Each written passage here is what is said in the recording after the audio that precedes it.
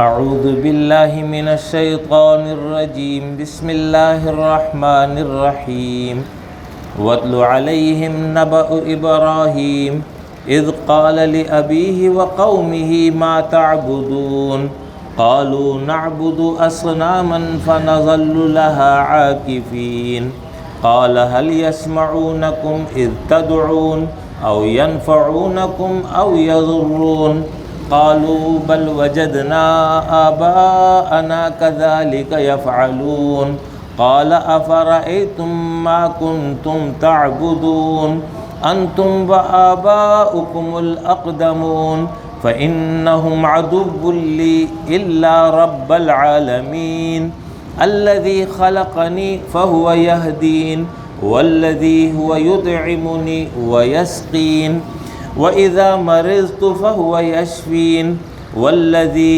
يُمِيتُنِي ثُمَّ يُحْيِينِ وَالَّذِي أَطْمَعُ أَنْ يَغْفِرَ لِي خَطِيئَتِي يَوْمَ الدِّينِ رَبِّ هَبْ لِي حُكْمًا وَأَلْحِقْنِي بِالصَّالِحِينَ وَاجْعَلْ لِي لِسَانَ صِدْقٍ فِي الْآخِرِينَ وَاجْعَلْنِي مِنْ وَرَثَةِ جَنَّةِ النَّعِيمِ واغفر لأبي إنه كان من الضالين ولا تخزني يوم يبعثون يوم لا ينفع مال ولا بنون إلا من أتى الله بقلب سليم وأزلفت الجنة للمتقين وبرزت الجحيم للغابين وقيل لهم أين ما كنتم تعبدون من دون الله هل ينصرونكم أو ينتصرون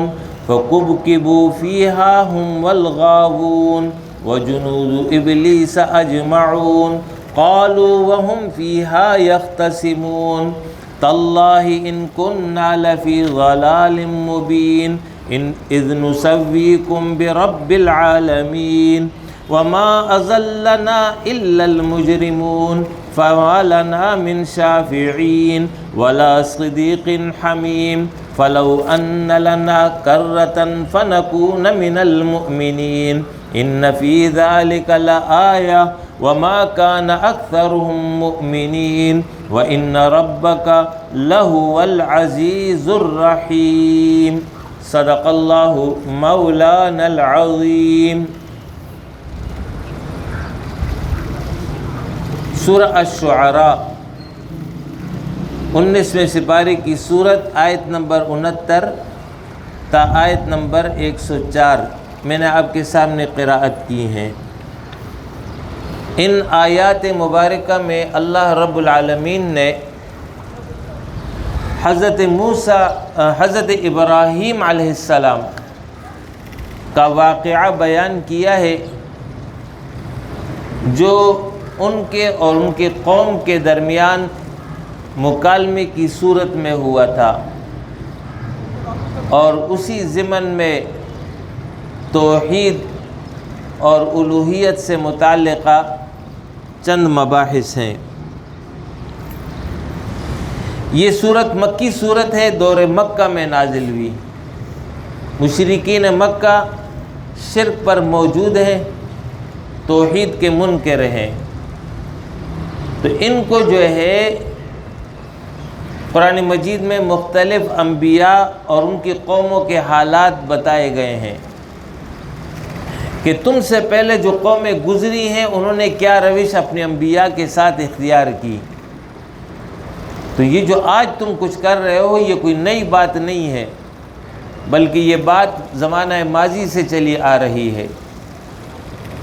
اور ہوش کے ناخن پکڑو، عقل سے کام لو، اور اس اندھی تقلید اور آبا پرستی اس سے جو ہے باہر آؤ، اور جو یہ پیغام تمہیں دیا جا رہا ہے، جو دلائل کے ساتھ بیان ہو رہا ہے، اس پر توجہ دو، غور کرو، اس کو تسلیم کرو. اسی میں دنیا اور آخرت دونوں جہان کی کامیابی ہے. تو یہ وہ مضمون ہے جو ان آیات میں اس صورت میں بیان ہوا. تو اسی ضمن میں یہ حضرت ابراہیم علیہ السلام کا واقعہ ان کو سنایا جا رہا ہے۔ وَاتْلُ عَلَيْهِمْ، ان پر سنائیے نبأ ابراہیم، ابراہیم کا قصہ اور ابراہیم کا واقعہ۔ اذ قال، جب اس نے کہا لأبیہ، اپنے باپ کو، وقومہ، اپنی قوم کو، ما تعبدون، کہ تم کن کی پوجا کرتے ہو۔ جب ابراہیم علیہ السلام کو نبوت ملی اس کے بعد یہ سوال ہوا ہے۔ حضرت ابراہیم علیہ السلام عراق میں پیدا ہوئے، اور عراق میں اس وقت نمرود کی بادشاہت تھی، اور اس کا جو باپ تھا وہ بت فروش بھی تھا اور بت تراش بھی تھا، خود بناتا تھا اور پھر فروخت کرتا تھا۔ تو اس کو ایک مذہبی عہدہ اور ایک مذہبی مقام حاصل تھا۔ اور جو عراق کی قوم تھی یہ ستارہ پرست تھی، سیاروں کو مؤثر سمجھتی تھی خیر اور شر کے امور میں۔ تو ان لوگوں نے اپنے تصور کے مطابق ان سیاروں کی ایک تصویر اپنے ذہن میں بنائی ہوئی تھی کہ فلاں سیارہ ایسا ہوتا ہے، فلاں ایسا ہوتا ہے، فلاں ایسا ہوتا ہے۔ تو جو ذہن میں انہوں نے تصویر بنائی تھی اسی تصویر کے مطابق مجسمہ بنا لیا، اور یہ تصور کر لیا کہ ان مجسموں کے ساتھ ان سیاروں کا لنک ہوتا ہے، تعلق ہوتا ہے، لہٰذا ان بتوں کی جو ہے پوجا اور پرستش کرو تو اس کے نتیجے میں وہ جو سیارے ہیں وہ تم سے راضی اور مطمئن رہیں گے، تمہیں نقصان نہیں پہنچائیں گے، اور جو تمہاری ضرورتیں ہوں گی ان کو وہ پورا کریں گے۔ یہ ایک پورا ایک عقیدہ انہوں نے اپنا بنایا ہوا تھا۔ تو سب سے بڑا جو تھا وہ سورج تھا، پھر چاند تھا، پھر باقی سیارے تھے۔ تو جو نمرود بادشاہ تھا ان کا، اس کے بارے میں یہ تھا کہ جو سب سے بڑا دیوتا ہے سورج، اس کی روح جو ہے وہ اس نمرود کے اندر آ جاتی ہے، یہ اس کا ایک نمونہ ہے، پرتو ہے، لہٰذا اس کی بھی پوجا اور پرستش کرو، اس کی بھی عبادت کرو، اس کو سب سے بڑا اپنا بڑا رب بنا لو۔ تو یہ جو ہے ایک نظام انہوں نے اپنا بنایا ہوا تھا۔ اس قوم میں حضرت ابراہیم علیہ السلام پیدا ہوتے ہیں۔ اللہ رب العالمین نے ان کی نگرانی کی، اور اس نگرانی کے نتیجے میں وہ ہر قسم کے شرک سے محفوظ رہے، اور جب ان کو یہ نبوت عطا ہوئی اس وقت انہوں نے اپنے باپ کو پھر قوم کو خطاب کیا۔ باپ کو دیکھتا تھا کہ اپنے ہاتھ سے پتھر تراشتا ہے، اس کے شکل بناتا ہے، اور جب بن جاتا تو اسی کے آگے سجدہ کر جاتا ہے۔ تو وہ سوچتے تھے کہ عجیب آدمی ہے، ہاتھ سے خود ہی بنا رہا ہے، خود ہی سیٹ کر رہا ہے، پھر جب بن گیا تو اس کے آگے گر گیا۔ یہی حال قوم کا تھا۔ تو اس نے پھر اپنی قوم سے یہ سوال کیا کہ ما تعبدون، یہ کیا چیزیں ہیں جن کی تم پوجا کر رہے ہو؟ قالو، قوم نے یہ کہا کہ نعبد اصناما، کہ ہم تو بتوں کی پوجا کرتے ہیں، فنظل لها عاکفین، اور انہی کے پاس بیٹھے رہتے ہیں۔ ہم نے دیکھا کہ پیچھے سے یہ سلسلہ چلا آ رہا ہے تو اسی کو ہم نے جاری رکھا ہوا ہے، باقی ہمیں بھی کچھ زیادہ پتہ نہیں ہے۔ قال هل يسمعونكم اذ تدعون، تو ابراہیم علیہ السلام نے ان سے کہا کہ ذرا یہ تو مجھے بتاؤ کہ جب تم انہیں پکارتے ہو تو یہ کیا تمہاری پکار کو سنتے ہیں؟ او ينفعونكم او يضرون، یا تمہیں کوئی نفع دیتے ہیں یا کوئی تمہیں نقصان دیتے ہیں؟ ان میں یہ صلاحیت اور استعداد موجود ہے یہ جو بت تم نے اپنے پاس بنا کر رکھے ہیں؟ قالوا بل وجدنا آباءنا، قوم نے کہا ہمیں زیادہ پتہ نہیں ہے، ہم نے تو اپنے باپ داداؤں کو اس طریقے پر پایا، کذالک یفعلون، وہ یہ کام کرتے تھے۔ ظاہر ہے کہ ہمارے باپ دادا ہم سے زیادہ عقل مند تھے، زیادہ سمجھدار تھے، تو انہوں نے اس میں کچھ دیکھا ہوگا تو جبھی تو کیا ہوگا، لہٰذا انہی کی تقلید میں ہم بھی کر رہے ہوتے ہیں۔ قال افرأیتم ما کنتم تعبدون، تو ظاہر ہے کہ یہ تو کوئی دلیل نہ ہوئی کہ باپ دادا نے کیا تو میں بھی کر رہا ہوں۔ جو سوال پوچھا گیا اس سوال کا جواب نہیں ملا۔ سوال یہ ہوا تھا کہ نفع دیتے ہیں، تو جواب یہ تھا کہ دیتے ہیں، یا نہیں دیتے تو نہیں دیتے ہیں۔ نقصان دیتے ہیں تو جواب یہ تھا کہ ہاں نقصان دیتے ہیں، یا جواب یہ تھا کہ نقصان نہیں دیتے ہیں۔ سوال تو واضح تھا، 2 + 2 = 4 کی طرح، لیکن انہوں نے جو ہے بجائے اس کے کہ ڈائریکٹ جواب دیتے اس بات کا، انہوں نے کہا کہ یار ہمیں کچھ پتہ نہیں ہے، ہم نے باپ دادا کو اس طریقے پر پایا، وہ کر رہے تو ہم بھی کر رہے ہیں، باقی نفع دیتے نہیں دیتے، نقصان دیتے نہیں دیتے، اس سے ہمیں کوئی غرض ہی نہیں ہے۔ تو ابراہیم علیہ السلام سمجھ گئے کہ یہ اتنے آسانی سے ماننے والی قوم نہیں ہے، تو یہ اعلان کر دیا افرأیتم ما کنتم تعبدون انتم وآباؤکم الاقدمون، بھلا دیکھو تو جن کو تم پوجتے ہو اور تمہارے پہلے آبا اجداد بھی پوجتے رہے ہیں، فإنہم عدو لی، یہ تو میرے دشمن ہیں۔ اس بارے میں 2 رائے اب نہیں ہے۔ قیامت کے دن بھی ان کی دشمنی واضح ہو جائے گی، وہاں اگر میں نے ان کی عبادت دنیا میں کر لی تو قیامت کے دن یہی بت ہوں گے جو وہاں انکار کر دیں گے کہ اللہ ہم نے تو ان کو نہیں کہا تھا کہ تم ہماری عبادت کر، اور ان کو بھی کہیں گے کہ ہم نے تمہیں کہا تھا کہ تم ہمارے پاس آؤ عبادت کرنے، ہم نے تو تمہیں نہیں کہا تھا، تمہیں ہی شوق چڑھا ہوا تھا، لہذا تم ہی کرتے تھے، ہم نے تو تمہارے کو کچھ نہیں کہا تھا۔ تو یہ دشمنی تو وہاں بھی ظاہر ہوگی، تو لہٰذا انہوں نے فرما دیا کہ یہ تو میرے دشمن ہے، الا رب العالمین، سوائے رب العالمین کے، کہ وہ واحد رب ہے اور حقیقی رب ہے اور وہی الہ معبود ہے، میں اسی کی عبادت اور بندگی کروں گا، اس کے علاوہ کسی کی عبادت اور کسی کی بندگی نہیں کروں گا۔ یہ سب ڈھکوسلا ہے جو تم نے اور تمہاری قوم نے اور تمہارے باپ دادا نے بنایا ہوا ہے، لہٰذا انکار کر دیا۔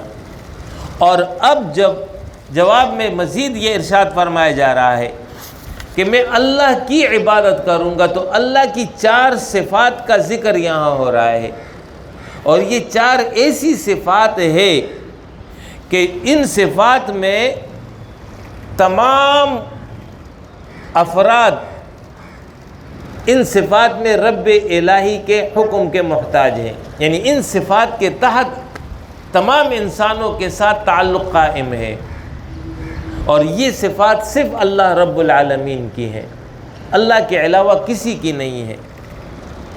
پہلی بات یہ فرمائی کہ الذی خلقنی، میں جس کی عبادت کر رہا ہوں، الذی خلقنی، جس نے مجھے پیدا کیا، تو پیدائش میں ساری مخلوق اللہ کی اس صفت کے تحت ہے، یعنی اللہ ہی کی صفت ہے کہ اللہ پیدا کرتا ہے، تو جتنے بھی مخلوق ہیں سب کا خالق ایک اللہ ہے، خالق 2 تو نہیں ہے، 3 تو نہیں ہے، اس کو سب تسلیم کرتے تھے کہ ہاں خالق تو وہی ہے۔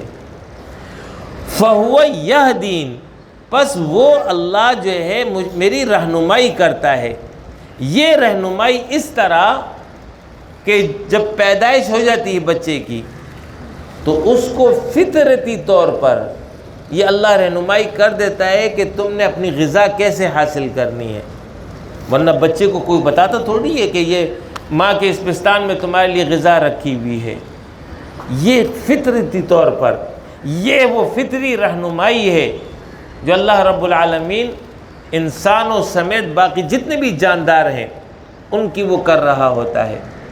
ایک شرعی رہنمائی ہے جو انبیاء کے ذریعے، کتابوں کے ذریعے اس نے انسانوں کی ہے۔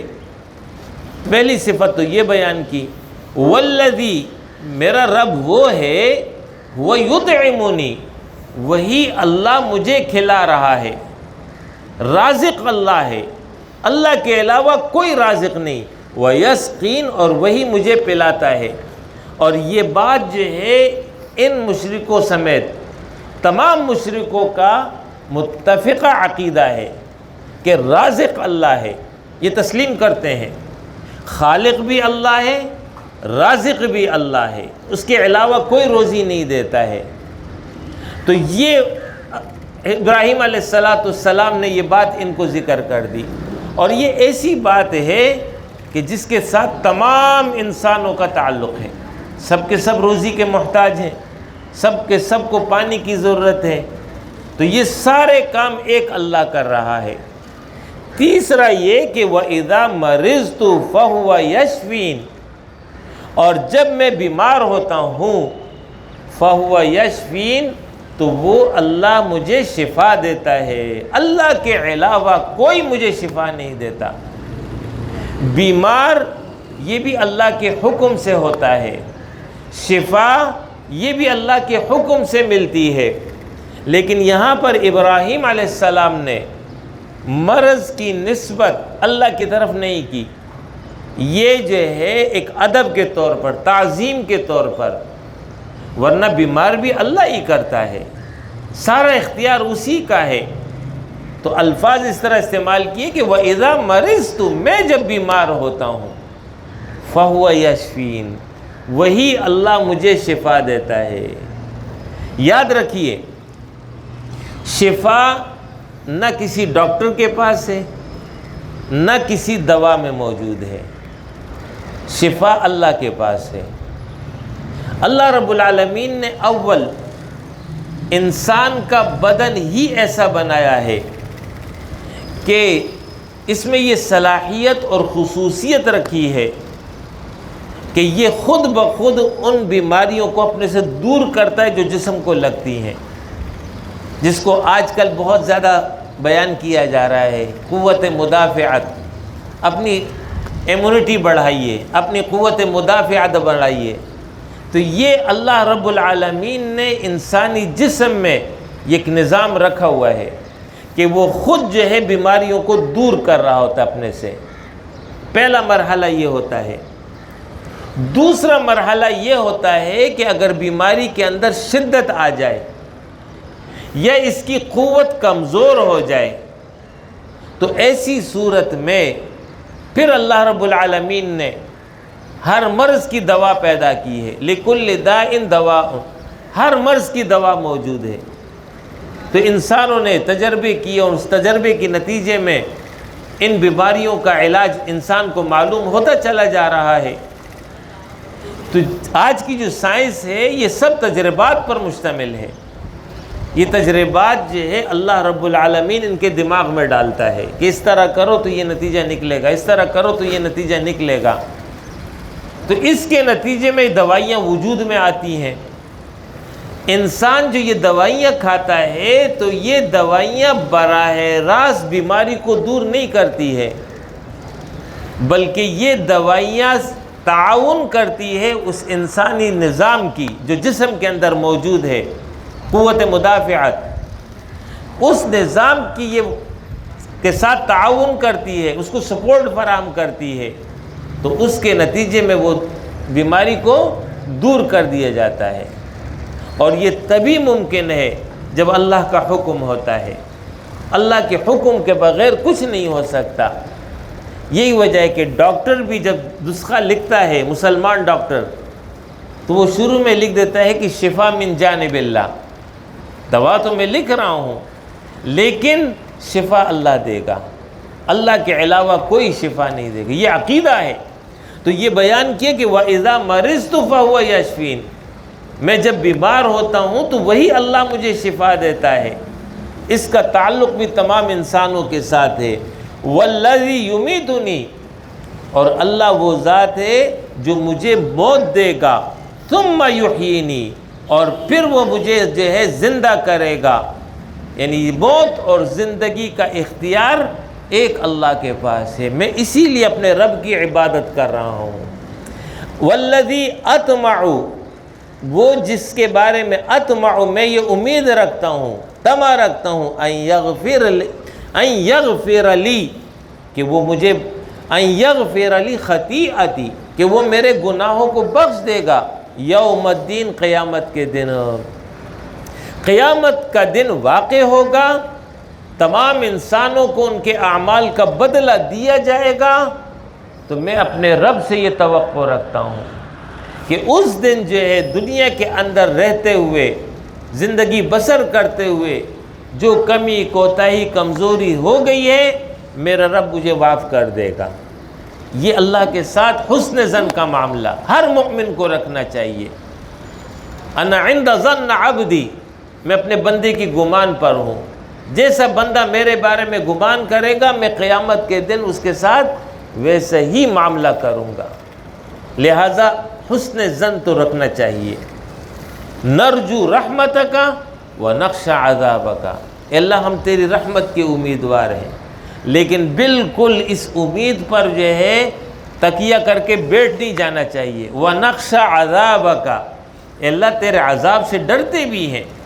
اس طرح امید اور خوف کے درمیان مومن رہے گا، ایک حالت پر نہیں ہوگا کہ اللہ سے میری اچھی امید ہے، اللہ بہت بخشنے والا ہے لہٰذا وہ جو ہے مجھے معاف کر دے گا۔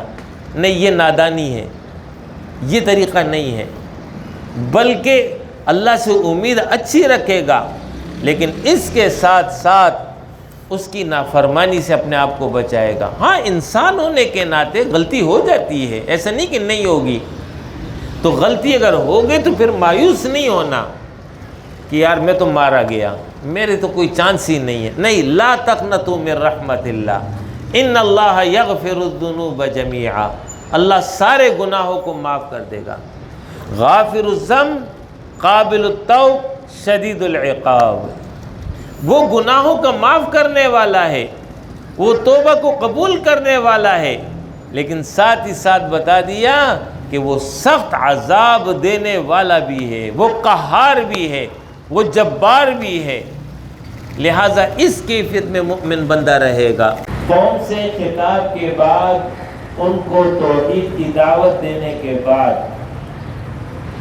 پھر ابراہیم علیہ السلام نے اپنے رب کو پکارا اور اپنے رب سے یہ دعا کی کہ رب ہب لی حکما، اے میرے پروردگار مجھے حکمت عطا کر۔ حکمت سے مراد صحیح قوت فیصلہ، دینی بصیرت، میرے علم میں اے اللہ تو اضافہ فرما، میرے فہم میں اضافہ فرما۔ ایک تو یہ دعا کی، دوسری دعا یہ کی کہ وَأَلْحِقْنِي بِالصَّالِحِينَ، اور اے اللہ مجھے صالح لوگوں میں شامل کر دے۔ یہ بہت بڑی نعمت ہوتی ہے جو کسی انسان کو حاصل ہو جائے، نیک اجتماعیت، اچھی سوسائٹی، اچھا ماحول، یہ اگر کسی انسان کو حاصل ہو تو اس کی زندگی پرسکون ہوتی ہے، اطمینان کی ہوتی ہے۔ اور اگر ناکارہ لوگ اس کو مل جائے، بدمعاش قسم کے لوگ مل جائے، تو ایسی صورت میں اسے ذہنی کوفت ہو رہی ہوتی ہے۔ تو یہ دعا کی کہ اللہ مجھے نیکوکار عطا کر، صالحین کی معیت عطا کر، نیک لوگوں کی رفاقت عطا کر۔ تو دعا کی رب ہب لی حکما والحقنی بالصالحین، اے پروردگار مجھے حکمت عطا فرما اور مجھے صالح لوگوں میں شامل کر دے۔ اور یہ دعا ہر مومن کو کرنی چاہیے، اہتمام بھی کرنا چاہیے اور دعا بھی کرنا چاہیے۔ وَاجْعَلْ لِي لِسَانَ صِدْقٍ فِي الْآخِرِينَ، اور یہ دعا کی حضرت ابراہیم علیہ السلام نے کہ اے اللہ بعد میں آنے والے لوگوں میں مجھے سچی ناموری عطا کر، یعنی میرا ذکر خیر میرے بعد چھوڑ دے۔ یہ بھی انسان کی خوش بختی ہوتی ہے کہ وہ دنیا سے اس طرح جائے کہ لوگ اس کو یاد کریں اور اچھے نام سے یاد کریں کہ وہ شخص انتہائی نیک تھا، شریف تھا، دیندار تھا، تقوی دار تھا، اللہ والا تھا، سخی تھا، لوگوں کی خدمت کرتا تھا، یعنی نیکی میں وہ معروف ہو جائے۔ تو یہ بہت بڑی سعادت ہوتی ہے جو کسی انسان کو حاصل ہوتی ہے۔ تو یہی دعا حضرت ابراہیم علیہ السلام نے کی کہ اللہ میرے جانے کے بعد میرے پیچھے میری ناموری، سچی ناموری لوگوں میں جو ہے وہ باقی ہو۔ اللہ رب العالمین نے حضرت ابراہیم علیہ السلام کی یہ دعا قبول فرمائی، اور آج جتنے بھی یہ آسمانی مذاہب کے حاملین ہیں، چاہے وہ سچے ہوں یا جھوٹے ہوں، لیکن نسبت ان کی آسمانی مذہب کی طرف ہے، آسمانی کتاب ان کے پاس ہے، جیسے یہود، نصارہ اور خود مسلمان۔ تو یہ تینوں جو ہے حضرت ابراہیم علیہ السلام کو اپنا پیشوا تسلیم کرتے ہیں۔ یہود و نصارہ بھی یہی کہتے تھے کہ ابراہیم جو ہے وہ یہودی و نصرانی ہے، تو اللہ رب العالمین نے تو اس کی تردید فرمائی ہے، ما کان ابراہیم یہودیا ولا نصرانیا، ابراہیم یہودی و نصرانی نہیں تھے۔ اور مشرکین مکہ بھی اس بات کے دعوے دار تھے کہ ہم جس عمل پر اور عقیدے پر کاربند ہے یہ بھی ابراہیم ہی کا طریقہ ہے، چونکہ یہ نسل ان کے ساتھ تعلق رکھتے تھے۔ تو اللہ رب العالمین نے اس کی بھی تردید کی کہ وما کان من المشرکین، ابراہیم علیہ السلام مشرکوں میں سے نہیں تھا، بلکہ وہ تو مسلم تھا، فرما بردار تھا، اور دوسرے یہ کہ وہ حنیف تھا، یعنی یکسو تھا، یک رخ تھا۔ لہٰذا یہ وہ ناموری ہے جو بعد کے اقوام میں اللہ رب العالمین نے حضرت ابراہیم علیہ السلام کی رکھی، وَجَعَلْنِي مِن وَرَثَةِ جَنَّةِ نَعِيمٍ، وَجَعَلْنِي مِن وَرَثَةِ جَنَّةِ نَعِيمٍ، اور اے اللہ مجھے نعمتوں والی جنت کے وارثوں میں شامل فرما۔ وارث اس اعتبار سے کہ جد امجد آدم علیہ السلام وہ جو ہے جنت سے زمین کی طرف آئے ہیں، تو ان کی اولاد ہی وارث ہے جنت کی، لیکن اس کے لیے شرط لازم یہ ہے کہ وہ مؤمن ہو، بغیر ایمان کے جنت نہیں ملے گی۔ جنت کے وارث انسان ہیں، لیکن ہر انسان نہیں ہے، بلکہ وہ انسان ہے جو اس معیار پر پورا اترتا ہو، وہ ہے ایمان، تقوی۔ تو ایمان اور تقوی ہوگا تو پہلے مرحلے پہ جنت میں داخل ہوگا، اور اگر تقوی نہیں ہے، ایمان ہے، تو پھر اللہ کی مرضی پر جو ہے اس کو جنت میں داخل کیا جائے گا۔ بغیر ایمان کے کوئی جنت میں نہیں جا سکتا ہے۔ تو دعا یہ کی کہ وَجَعَلْنِي مِن وَرَثَةِ جَنَّةِ نَعِيمٍ، اے اللہ مجھے نعمتوں والی جنت کے وارثوں میں شامل فرما، یعنی مجھے ایسے اعمال کی توفیق عطا فرما، مجھے ایمان پر ثابت قدمی عطا فرما، تاکہ میں اس کے نتیجے میں جنت میں داخل ہو سکوں، اور جنت کے بہت سارے وارث ہوں گے، ان وارثوں میں ایک وارث میں بن جاؤں۔ اس طرح دعا کی، وَاغْفِرْ لِأَبِي، اور اے اللہ بخش دے مجھے، وَاغْفِرْ لِأَبِي، اور بخش دے اے اللہ میرے والد کو، میرے باپ کو، إِنَّهُ كَانَ مِنَ الضَّالِّينَ، بلا شبہ وہ گمراہوں میں سے ہے۔ اپنے والد کے لیے دعا کی۔ جس وقت ابراہیم علیہ السلام نے اپنے والد کو دعوت توحید دی، اس نے انکار کر دیا، ابراہیم علیہ السلام کو گھر سے نکال دیا، تو وہ گھر سے رخصت ہوتے وقت انہوں نے اپنے باپ سے یہ کہا کہ میں تو تمہارے لیے استغفار کی دعا اپنے رب سے کروں گا، لہٰذا اس وعدے کے مطابق یہ دعا کی کہ اللہ میرے باپ کو بخش دے، اس کی مغفرت کر دے، یقیناً وہ جو ہے گمراہوں میں سے ہے، لیکن اے اللہ میں تجھ سے دست بدعا ہوں، تو اس کی مغفرت فرما۔ بعد میں اللہ رب العالمین نے بتا دیا تھا کہ میں مشرک کو نہیں بخشوں گا، مشرک کے لیے دعا جائز نہیں ہے، تو پھر رک گئے تھے، لیکن پہلے یہ دعا کی تھی، اور ساتھ ہی ساتھ یہ دعا کی، وَلَا تُخْزِنِي يَوْمَ يُبْعَثُونَ، اور جس دن لوگ دوبارہ اٹھائے جائیں گے اے اللہ مجھے رسوا نہ کرنا، قیامت کے دن اے اللہ مجھے رسوائی سے محفوظ فرما۔ یہ دعا کی، اور یہ دعا قبول ہوئی۔ تو یہ دعا جب قبول ہوئی تو قیامت کے دن کیا ہوگا اس کا ذکر حدیث میں آتا ہے کہ رسول اللہ صلی اللہ علیہ وسلم نے فرمایا کہ قیامت کا دن جو ہے اس طرح ہوگا کہ ابراہیم علیہ السلام اپنے والد کو اس حال میں دیکھیں گے کہ منہ پر سیاہی ہوگی اور گرد و غبار چڑھا ہوا ہوگا، یعنی وہ چہرہ بالکل کالا سیاہ ہو رہا ہوگا۔ اس کیفیت میں آپ والد سے کہیں گے کہ ابا جان میں تمہیں نہیں کہا کرتا تھا کہ میری نافرمانی نہ کرو، تو اس دن باپ کہے گا کہ بیٹا آج میں تیری نافرمانی نہیں کروں گا۔ اب اس کو یقین آ گیا، ظاہر سب سامنے نظر آ رہا ہے، تو وہ یہ کہے گا کہ آج میں تیری نافرمانی نہیں کروں گا۔ اس کے بعد ابراہیم علیہ السلام جو ہے وہ اللہ سے دعا کریں گے کہ اے اللہ تو نے تو مجھ سے وعدہ کیا تھا کہ تو مجھے رسوا نہیں کرے گا، اس سے بڑی اور کیا میری رسوائی ہوگی کہ میرا باپ جو ہے میرے سامنے جو ہے وہ ذلیل ہو رہا ہے، جہنم کی طرف جا رہا ہے، تیری رحمت سے محروم ہے۔ تو جواب میں اللہ فرمائیں گے کہ میں نے کافروں پر، میں نے مشرکوں پر جنت کو حرام قرار دیا ہے، میں کسی کافر اور مشرک کو نہیں بخشوں گا۔ تو پھر اس کے بعد ابراہیم علیہ السلام سے کہا جائے گا ذرا اپنے پاؤں کے نیچے تو ذرا دیکھو تو صحیح۔ تو وہ جب دیکھیں گے تو ایک نجاست سے لتھڑا ہوا ایک بجو وہ جو ہے ان کو نظر آئے گا، اور ان کا والد وہاں موجود نہیں ہوگا۔ تو یہ جو ہے بجو جو ہے اس کو جو ہے اس کے پاؤں سے پکڑ کر جہنم کی طرف پھینک دیا جائے گا۔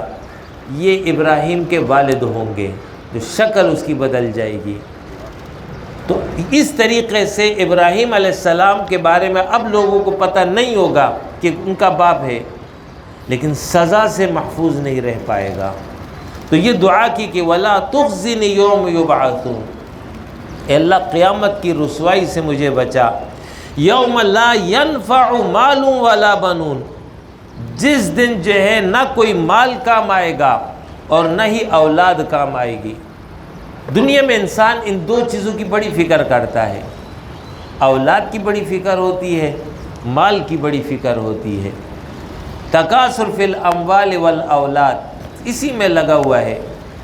قیامت کے دن ان دو میں سے ایک کام نہیں آئے گا، اور اکثر لوگ اسی مال کے پیچھے اپنی عاقبت خراب کرتے ہیں، اسی اولاد کے پیچھے اپنی عاقبت خراب کر دیتے ہیں۔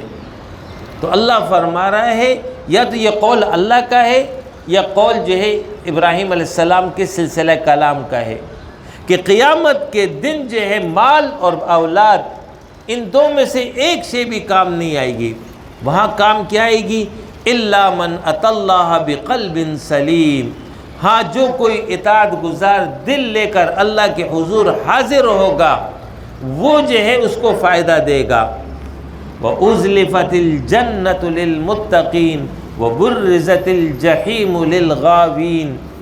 اب اس کے بعد اللہ فرما رہا ہے کہ میدان حشر میں کیفیت کیا ہوگی کہ اہل جنت کو جنت کی طرف لے جایا جائے گا اور اہل جہنم کو جہنم کی طرف لے جایا جائے گا، لیکن اس سے پہلے ان دونوں کے سامنے جنت اور جہنم کو نمایاں کر دیا جائے گا تاکہ اہل جنت کا شوق بڑھے، رغبت بڑھے اور اس کی طرف آرزو بڑھے، جبکہ جہنم کو الاؤ کے ساتھ اور اس کی سختیوں کے ساتھ، ہولناکیوں کے ساتھ جہنمیوں کے سامنے کر دیا جائے گا کہ یہ ہے تمہارا ٹھکانہ جس میں تم نے داخل ہونا ہے۔ اس کو دیکھتے ہی آدمی کا پتہ جو ہے پانی پانی ہو جائے گا۔ یہ سزا سے قبل سزا ہے جو جہنمیوں کو دیا جائے گا۔ تو اس کا ذکر کیا کہ وہ اُزْلِفَتِ الْجَنَّةُ لِلْمُتَّقِينَ، اس دن جنت پرہیزگاروں کے قریب لائی جائے گی۔ وَبُرِّزَتِ الْجَحِيمُ لِلْغَاوِينَ، اور گمراہ لوگوں کو جہنم سامنے دکھائی جائے گی۔ وَقِيلَ لَهُمْ أَيْنَ مَا كُنْتُمْ تَعْبُدُونَ، اب یہاں سے سلسلہ کلام جہنمیوں سے ہو رہا ہے۔ اس کی طرف پھیر دیا۔ وقیل لہم، اور کہا جائے گا ان کو، اینما کنتم تعبدون، تمہارے وہ معبود کہاں ہیں جن کی تم پوجا کرتے تھے، من دون اللہ، ما سوا اللہ کے، هل ینصرونکم، کیا وہ تمہاری مدد کر سکتے ہیں، او ینتصرون، یا وہ اپنے آپ کو بچا سکتے ہیں، فکبکبوا فیہا ہم والغاوون، تو ان معبودوں کو اور ان گمراہوں کو جہنم میں منہ کے بل پھینک دیا جائے گا۔ وہاں پر جو ہے صورت یہ ہوگی، جہنم جب قریب آ جائے گی تو ان کے جو پجاری ہوں گے معبودان باطل کے، ان سے کہا جائے گا کہ جن معبودوں کو تم پکارتے تھے مدد کے لیے، آج وہ کہاں پر ہے، آج ہے نا تمہاری مدد کر لیں، تمہاری مدد کر لیں، یا کم سے کم وہ اپنے آپ کو بچا لیں۔ تو ظاہر ہے کہ وہاں تو کوئی کسی کے کام نہیں آئے گا، کوئی اپنے آپ کو بھی نہیں بچا پائے گا۔ اس کے بعد ان کو جو ہے سزا کے طور پر اوندے منہ جہنم کی طرف دھکیلا جائے گا، یعنی الٹا کر کے، ایک کو دھکیلے گا، پھر دوسرے کو، پھر تیسرے کو، اس طرح سب کو دھکیلا جائے گا۔ جیسے کوڑا دان میں کچرا پھینکا جاتا ہے نا، تو کوئی کچرے کو پھینکتے وقت اس کو سلیقے سے نہیں پھینکتا ہے، کچرا لیا اور الٹا کر کے مار دیا، تو کچرا جیسے بھی گیا کوڑا دان میں گر گیا۔ اس طرح جہنمیوں کو کوڑا سمجھ کر کے کوڑا دان میں پھینکا جائے گا، ایک کے بعد ایک، ایک کے بعد ایک، ان سب کو وہاں پر پھینک دیا جائے گا۔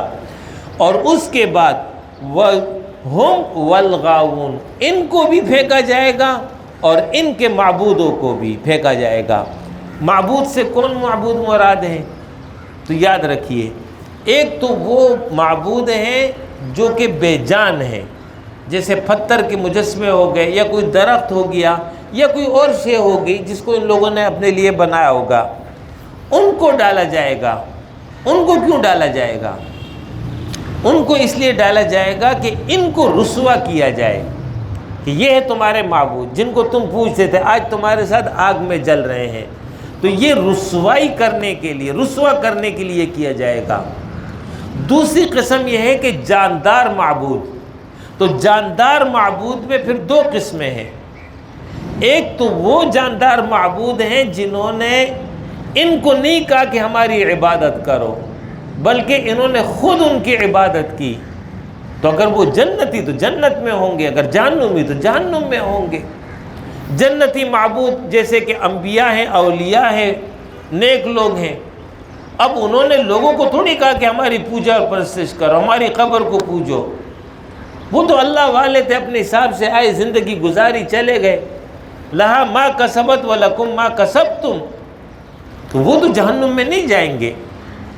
دوسری قسم کے وہ معبود ہوں گے کہ جنہوں نے اپنے عابدوں کو یہ کہا، اپنے مریدوں کو یہ کہا، یا تو زبان سے کہا یا اپنے زبان حال سے کہا، یعنی ان کی حالت ایسی تھی کہ وہ لوگوں کو ترغیب دیا کرتے تھے کہ اس کے نتیجے میں لوگ ان کے آگے جھکیں، ان سے منتیں مانگیں، ان سے مرادیں طلب کریں، ان کے سامنے عاجزی کریں۔ تو جن لوگوں نے یہ کام کیا یا اس کی خواہش کی یا اس کا ماحول بنایا، یہ سب کے سب ان کے ساتھ جہنم میں جائیں گے۔ بطور سزا ان کو دکھایا جائے گا، یہ ہے وہ تمہارے معبود جو خود بھی گمراہ ہوئے اور تمہیں بھی گمراہ کیا۔ وَجُنُودَ إِبْلِيسَ أَجْمَعُونَ، اور اس کے ساتھ ابلیس کے سب لشکروں کو بھی جہنم میں دھکیل دیا جائے گا۔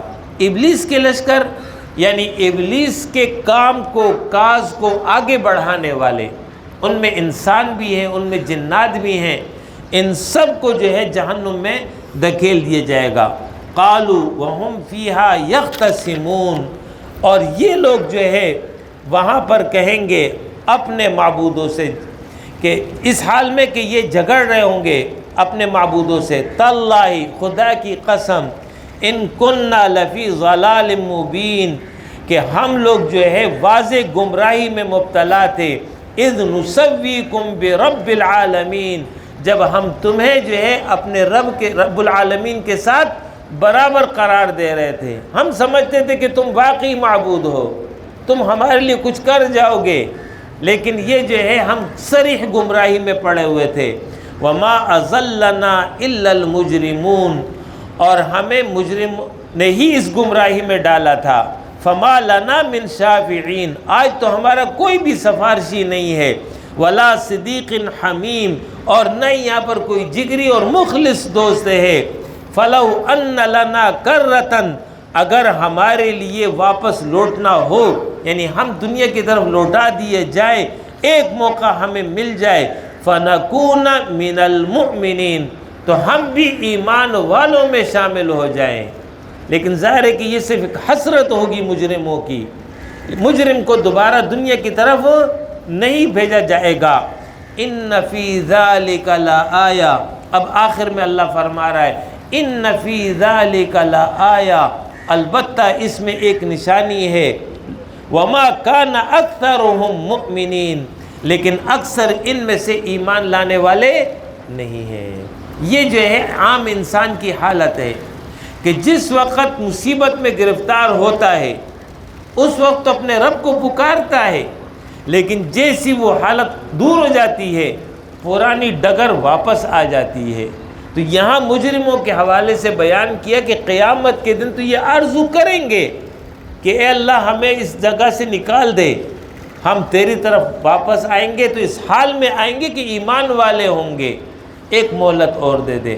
اللہ فرماتا ہے کہ نہیں، ممکن نہیں ہے کہ دوبارہ واپسی، اور یہ جو ہے تمہاری روش ہے، ہر انسان کی یہ روش ہوتی ہے کہ وہ اپنی عادت کو آسانی سے نہیں بدلتا ہے۔